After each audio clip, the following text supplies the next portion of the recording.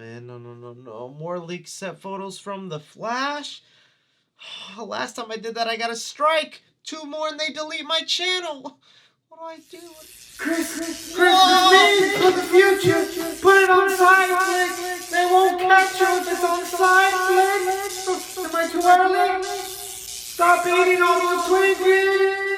Hey guys, thanks so much for clicking on this video. My name is Chris. Yes, just being honest with you, I really wanted to talk about these damn Flash leak set photos, but last time I did it on its own solo video, they came from my channel, y'all. But for some reason, if I talk about leaked stuff on SciFlick, it slides under the radar. They never see it, which is why you should always be clicking on the side flick, because you never know what information I hide in here. But some of the movie news we're going to get into here today, although short, I still think very juicy stuff. We have the director talking about what he wants to do for Space Jam 3. Some set photos have landed online for the new Transformers movies, Rise of the Beast, giving us a look of what Optimus Prime and Bumblebee are going to be looking like. And then diving deep into these confusing, wild set photos for The Flash. So let me know what piece of movie news got you interested, especially your theories going on with those Flash set photos, because I just don't understand what the hell is happening. As well as don't be forgetting to hit that like button and subscribing if you haven't already for all the great movie content I bring your way. Alright, so one of the first things I want to get into is these set photos for Transformers 7, currently titled Transformers Rise of the Beast. I gotta say, it's been a really long time since I myself have been hyped up for a new Transformers movie, but this one,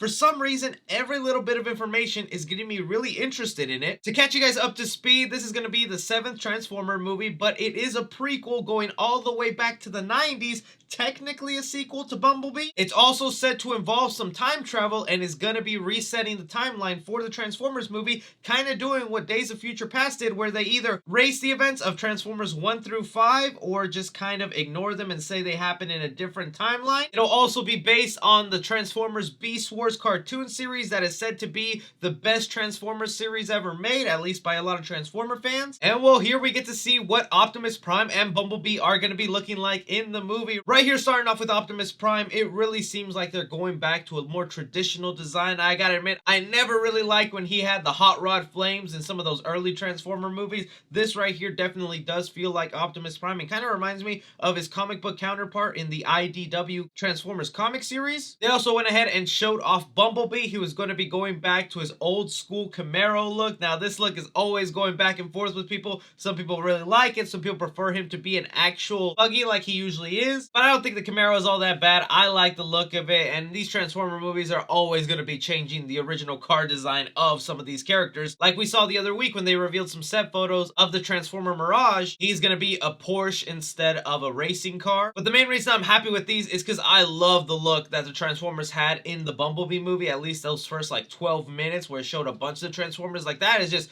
classic G1 looking Transformers, and it looks like that's how Optimus Prime is going to be looking in here. But the other design that I'm just so damn curious to see is how they're going to handle the Beast War Transformer designs, because don't forget, we already got confirmed Ron Perlman will be voicing Optimus Primal, and that's like a version of Optimus Prime, but this guy transforms back and forth from a giant gorilla. Like, what is that going to be looking like? Are we going to have some King Kong looking effects that then transform into something that looks like Optimus Prime? When those set photos come out, I'm going to be very curious to see it, but I want to hear from you guys. How are you feeling on these early look designs for the new Transformers movie, and are you excited for this one, knowing that it's kind of trying to reboot the timeline? Next up, obviously, we had Space Jam: A New Legacy that just premiered this weekend, and man, the discourse on this movie has been kind of wild online. I was honest with my thoughts and said that I enjoyed the movie from an entertainment standpoint, and especially from having the Looney Tunes just be there wacky once again was pure nostalgia for me. But I was also clear, the movie was very flawed, had some things it needed to work on. LeBron James might not be the best person to keep carrying on this franchise, and I was totally understanding why some people might not end up liking the movie, being really discouraged from all the big Easter eggs that kind of feel like commercials to some people. But even with that said, it still managed to be #1 at the box office, making over $30 million, outbeating Black Widow's second week. And even if you look at the responses from casual moviegoers, a lot of them really seem to like the movie, getting a cinema score of A-.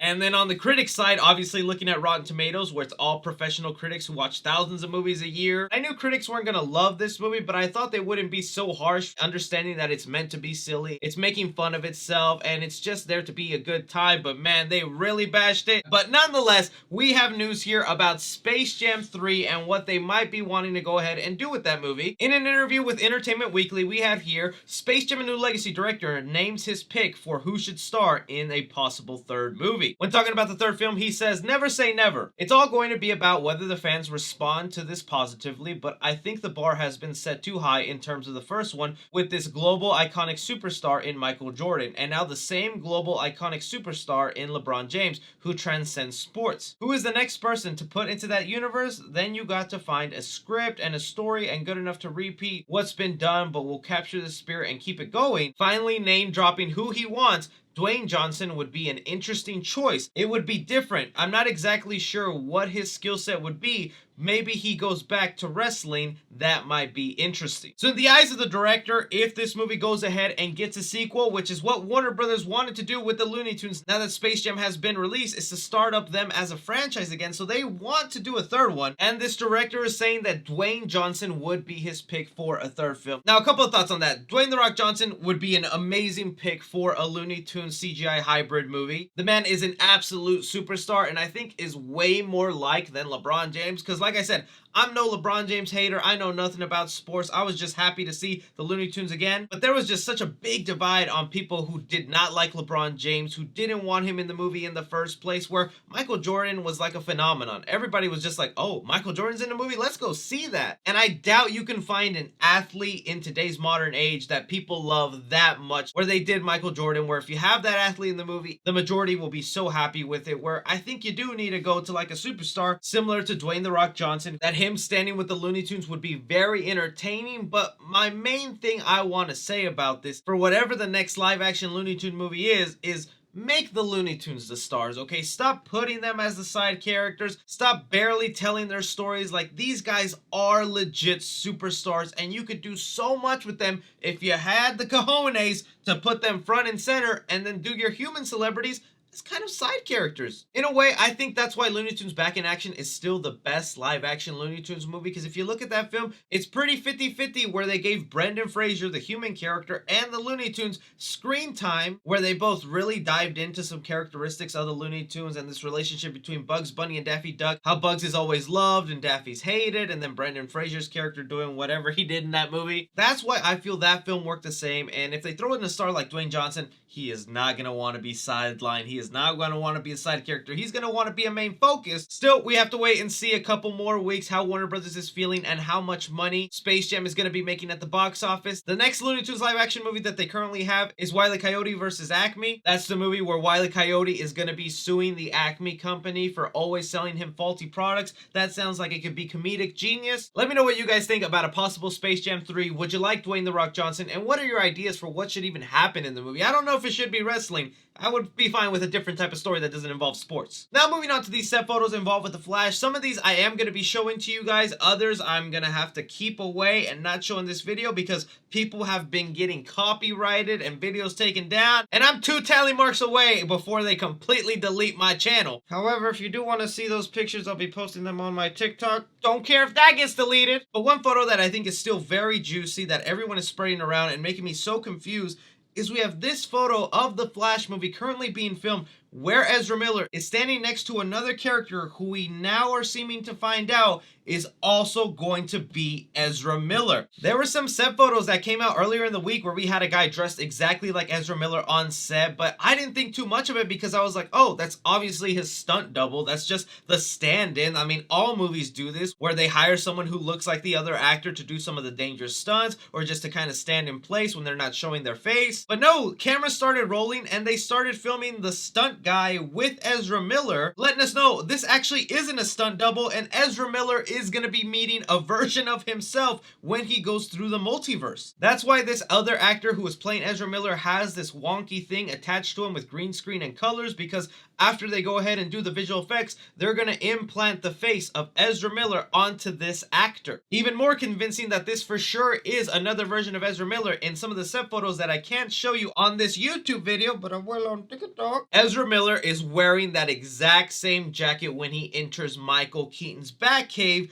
This is kind of wild, and I don't even know what to expect anymore then. Is this supposed to be then the Ezra Miller in Michael Keaton's universe? And if that Ezra Miller looks exactly like himself, could this be what DC is trying to do now with their universe? I mean, theories could be all over the place to what exactly this means. It could be a short little thing. It could be a one and done thing in the movie, but in the weird way, I feel like this is how they're going to replace Ezra Miller without replacing Ezra Miller, if that makes sense. Because the version of Ezra Miller we're going to be following is still from Justice League, Joss Whedon's Justice League, and people are not very fond of that universe. They don't like it at all. So maybe Warner Brothers wanted to do something where it's like, okay, we'll give you a different version of the Flash. He's still going to be played by Ezra Miller, but he's a multiverse version, and that's where our universe continues. I could see them kind of doing that. Is this also the mystery character maybe that was hidden in some of that leaked teaser footage that gave me my first strike in the first place on this YouTube channel? Don't forget, in that footage there was a hidden character. Could we be seeing two Flashes this entire film? This is really so weird, but whatever DC is doing, they are banking on this movie to be the thing to launch them into a new DC universe and reset the timeline. There was a leaked list that came out of the movies that would then be considered canon in the DCU after the Flash movie, and the main movies they take away from this timeline are a lot of the Zack Snyder movies and David Ayer's Suicide Squad. So you don't have Batman vs Superman in there, you don't have the Justice League, either versions of them, and you don't have the first Suicide Squad. But they did add in like Michael Keaton Batman movies like the first Batman and Batman Returns. Other than that, the other set photos I couldn't show you guys is of the Michael Keaton Batmobile that is